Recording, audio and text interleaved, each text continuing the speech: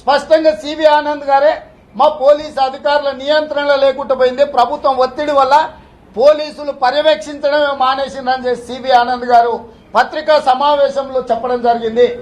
దీన్ని బట్టి పబ్బులలో జరిగే దురదృష్టకరమైన సంఘటనల మీద, అసాంఘిక చర్యల మీద పోలీసులు చర్యలు లేకుండా, తనిఖీలు లేకుండా ప్రభుత్వమే ఒత్తిడి చేసి పోలీసులను వైదొలిగే విధంగా రాష్ట్ర ప్రభుత్వం ఒత్తిడి చేస్తుందని చెప్పి సివి ఆనంద్ గారిని నిన్న స్పష్టంగా పత్రికా సమావేశంలో చెప్పడం జరిగింది.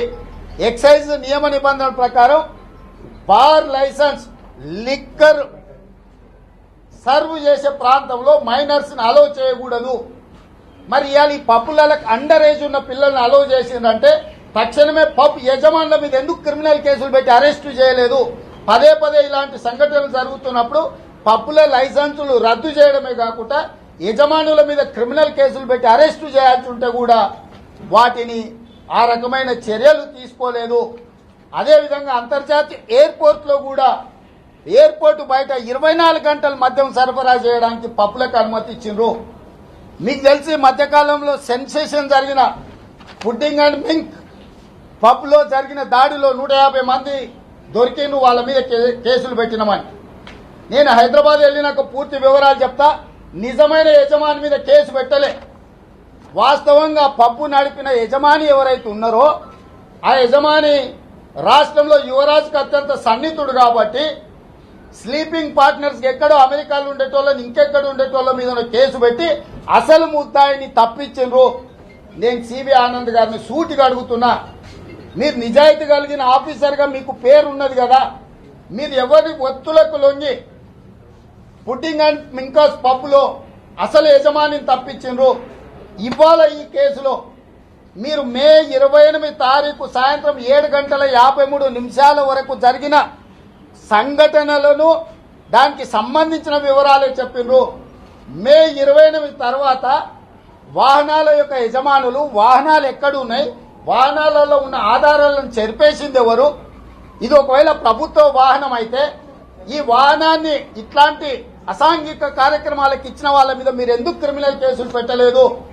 ఈ రోజు కేసీఆర్ ఎందుకు వర్క్ బోర్డ్ చైర్మన్ ని ఎంబడే తొలగించలేదు, చర్యలు తీసుకోలేదు?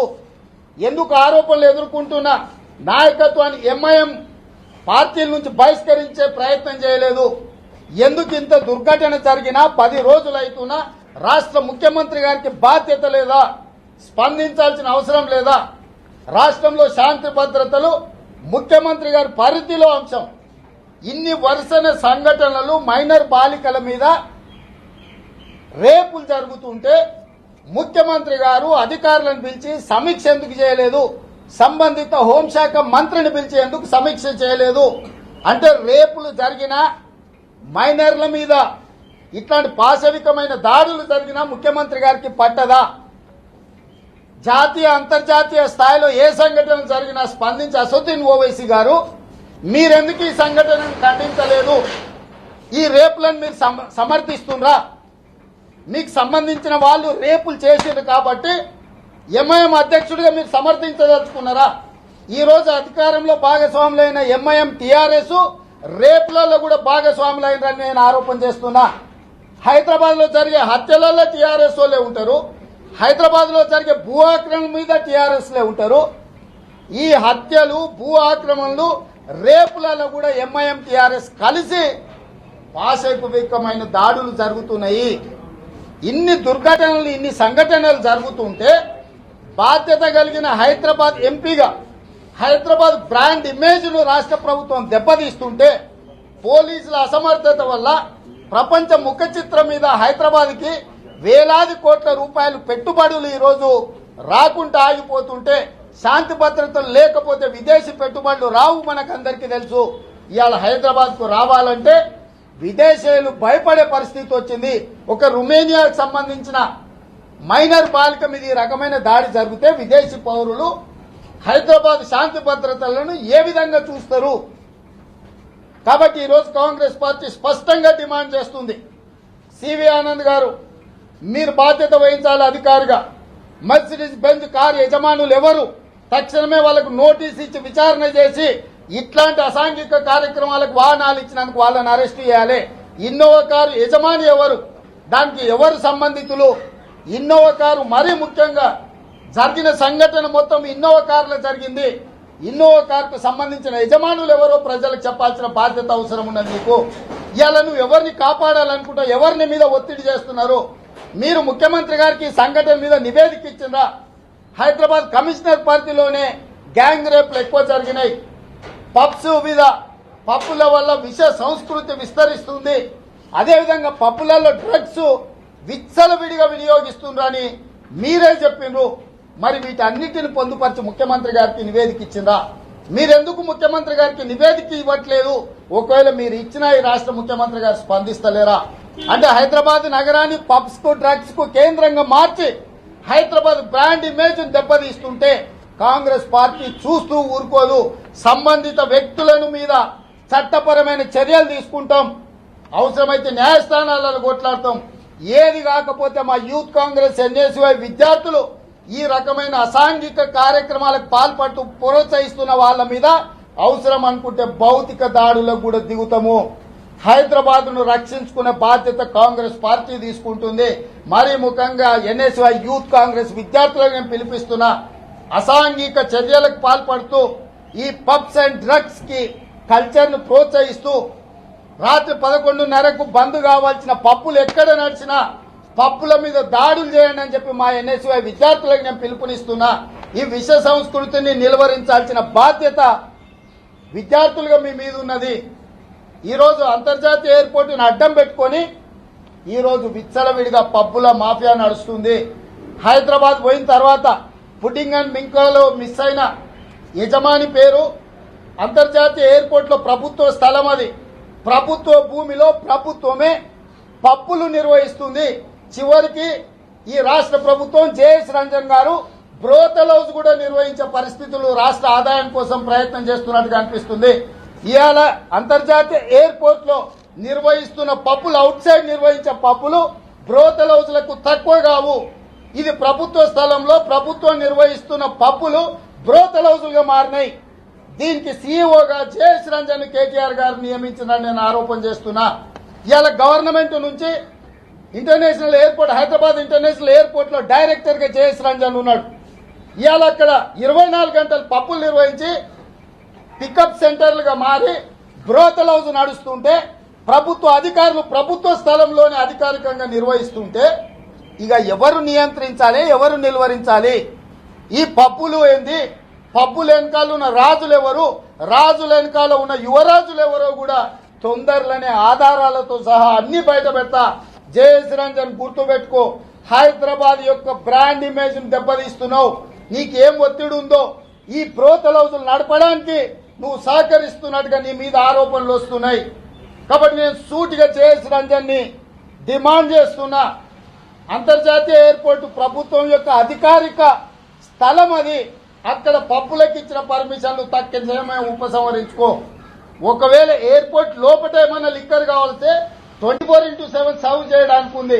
ఒకవేళ బయటకు వస్తే నోవాటెల్ హోటల్ ఉంది, కానీ ఎక్స్క్లూజివ్ పబ్బులు పెట్టి 24 గంటలు లిక్కర్ సరఫరా చేసి దాన్ని అమ్మాయిల పికప్ సెంటర్ గా మార్చిండ్రు. ఇట్లాంటి వాటికి ప్రభుత్వమే అధికారికంగా లైసెన్సులు ఇచ్చి ప్రభుత్వ స్థలంలోనే నిర్వహిస్తే ఇక ఏ అధికారులు దాడులు చేస్తారు? నేను అందుకే స్టీఫెన్ రవీంద్ర సైబరాబాద్ కమిషనర్ కు విజ్ఞప్తి చేస్తున్నా, మీరు తక్షణమే మీ పరిధిలోకి వస్తున్న అంతర్జాతీయ ఎయిర్పోర్ట్, నాకు తెలిసినంత వరకు అంతర్జాతీయ ఎయిర్పోర్ట్ పక్కన జరుగుతున్న అసాంఘిక కార్యక్రమాలకు వేదికైన అక్కడ నిర్వహిస్తున్న పబ్బుల మీద మీరు తక్షణమే దృష్టి పెట్టండి. హైదరాబాద్ జూబ్లీ 36 అమ్నేషియాలు పబ్లో జరిగిన లాంటి సంఘటనలు అక్కడ జరగకుండా నిలువరించాల్సిన బాధ్యత సైబరాబాద్ కమిషనర్ స్టీఫెన్ రవీంద్ర గారి మీద ఉన్నది. వీటన్నిటిని హైదరాబాద్ లో జరుగుతున్న రేప్లు, డ్రగ్స్ కేసులు, పబ్బుల అక్రమ నిర్వహణ మీద ముఖ్యమంత్రి గారు తక్షణమే సమీక్ష చేసి చర్యలు తీసుకోవాలి.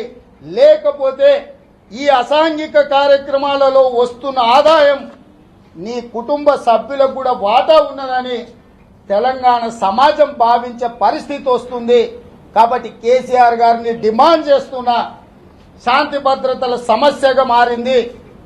ఆడపిల్లలు బయటికి వెళ్తే భద్రంగా ఇంటికి వస్తారో లేదో అనే పరిస్థితులు హైదరాబాద్కు దాపురించినాయి. కాబట్టి ముఖ్యమంత్రి గారు తక్షణమే పబ్స్ మీద, డ్రగ్స్ మీద, గ్యాంగ్ రేప్ల మీద తక్షణమే ముఖ్యమంత్రి గారు సమీక్ష చేసి సంబంధిత వ్యక్తులు ఎంతవారైనా, మీ సహచరులైనా, మీ ప్రతినిధులైనా, మీ పార్టీ నాయకులైనా, మీ భాగస్వాములైనా, ఎంఐఎం పార్టీ అయినా సరే మీరు చర్యలు తీసుకోవాలి.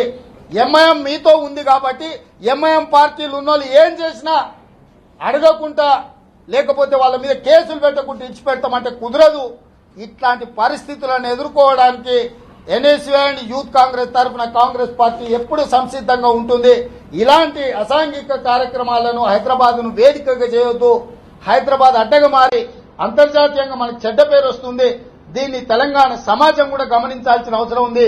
కేసీఆర్కి ఆదాయం వస్తే చాలు, ఎవరు ఏమైపోయినా పర్వాలేదనే పరిస్థితి రాష్ట్రంలో దాపురించింది. కాబట్టి ముఖ్యమంత్రి గారిని నిలదీయాల్సిన అవసరము మన అందరి మీద సామాజిక బాధ్యత ఉందని చెప్పి ఈ సందర్భంగా తెలియజేస్తున్నా.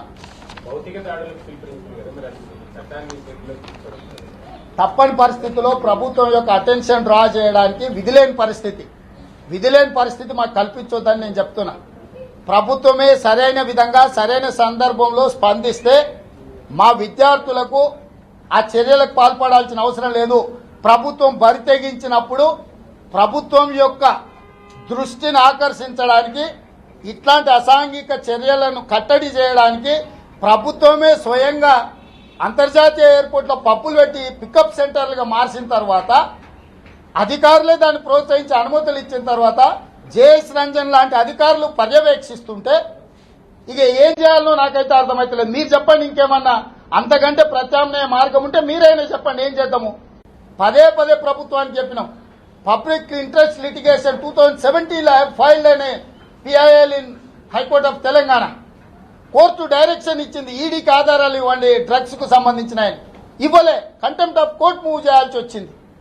అంటే ప్రభుత్వంలో ఉన్న పెద్దలకు భాగస్వామ్యం లేకపోతే, బాధ్యత లేకపోతే, కోర్టు ఆదేశాలు ఇచ్చిన వివరాలను ఈడీకి ఇవ్వడానికి ఎందుకు భయపడుతుంది రాష్ట్ర ప్రభుత్వం?